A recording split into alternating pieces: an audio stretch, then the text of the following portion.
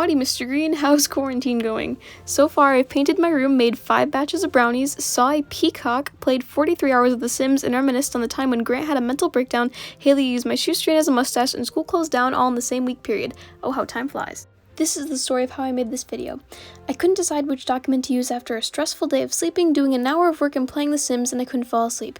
I knew I had to figure out the required document to make the video on, but that was when it hit me. Hamilton! Alexander Hamilton! Not like the musical. I would do one of the Federalist Papers, but which one? Fed 10, Fed 51, Fed 70? I don't remember which ones he wrote, even though I've read a few things about him and definitely don't have an obsession over him. Completely normal. 100% normal. Obviously. Anyway, I decided to Google it and remember that Hamilton did in fact write Fed 70, so I opened my mind and began to do the best research you've ever seen in your entire life.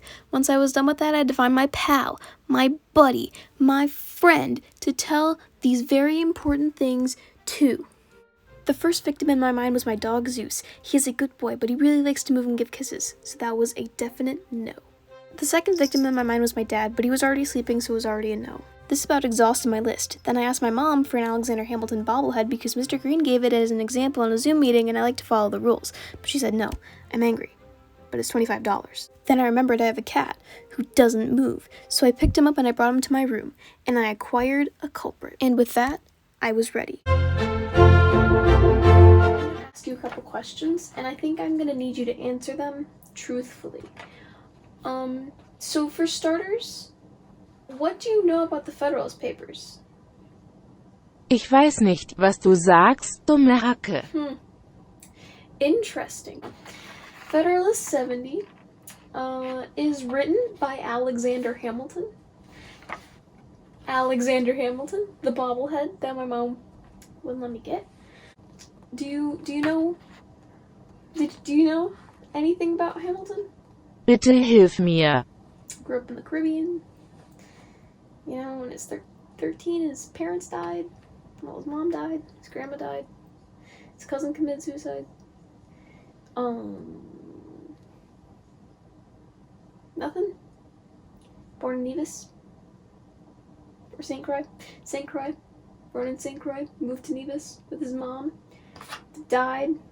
His ship caught on fire when he came to America. And he was like 19. Nothing? Okay. Well, in Federalist 70, Hamilton argues for a unitary executive, just to ensure accountability in government, to enable the president to defend against legislative encroachments in power, to ensure energy in the executive, and many other things. So, Hamilton argues to ensure accountability in government, which basically means that if the executive messes up, there's only one person to blame. Why do you do this? Why do you do this? So the president, unlike an English king or queen, you know, something that a lot of people don't like, they must not be immune from disapproval from the people, accountability, or punishment. You know, the president should be punished. The executive should be punished for things that they do. An English monarch does not have responsibilities for his or her actions, where people in America wanted responsibility for the executive's actions. If the executive messes up, they have to take accountability. They have to say, hey, we messed up.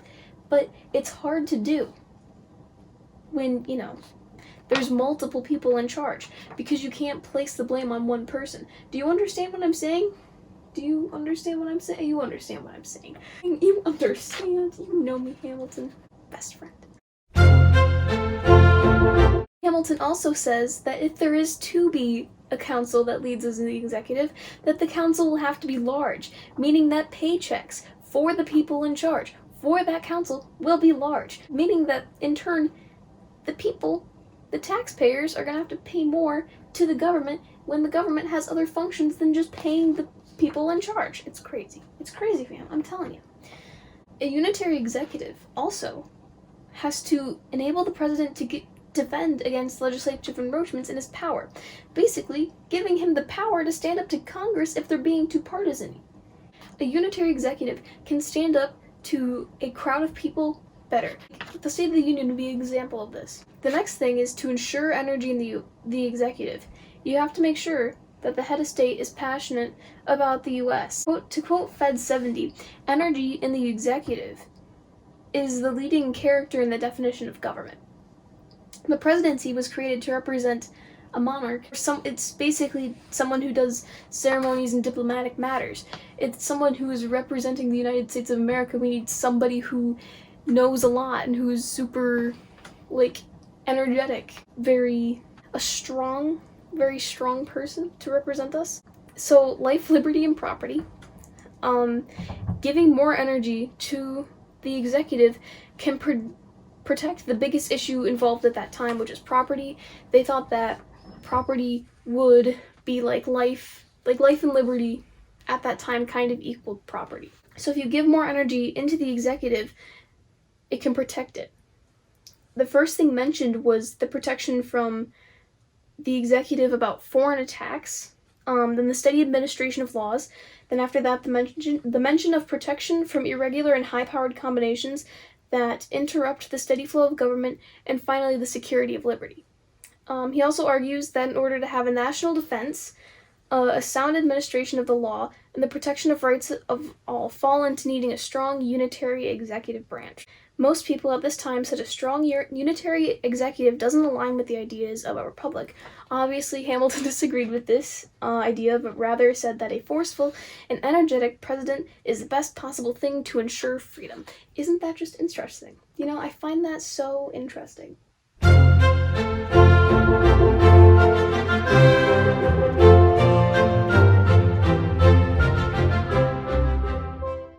Fürchte mich,